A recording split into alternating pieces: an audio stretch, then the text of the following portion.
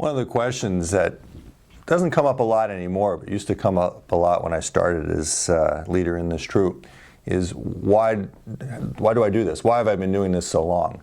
What am I doing here? You know, there's so many good answers for that. One thing I want to share with you all that when I first came to the troop, I said the reason why I came was, and at this point I had 20 years in scouting, I was very fond of the great work that my scoutmaster had done, and I had gotten so much out of scouting that I felt it was my obligation to return it. A number of my assistant scoutmasters are here today with that same consideration, and I appreciate that. But that's why I got really involved. But why do we stay? I think we all stay for the same reason. We have a great time. I mean, every time we all get together, we're laughing and talking about the great stuff that went on.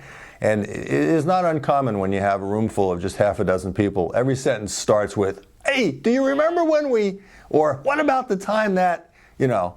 And occasionally these stories will come up amongst the assistant scoutmasters, and then they'll look at me and say, "You didn't know about that, did you, John?" And I'm always fond of saying, "I sure did."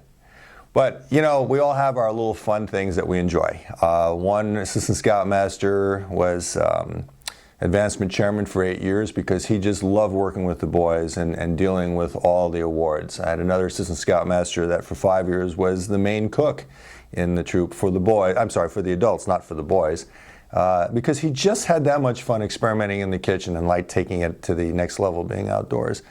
But most importantly, I think the camaraderie is the thing that we all have a great time with. Whether it be the boys in the tents that are playing grab ass and throwing stuff at one another or having water fights, or it's the adults just telling jokes around the campfire. Camaraderie surfaces in a lot of ways, but there isn't anybody who hasn't had a great time in this program.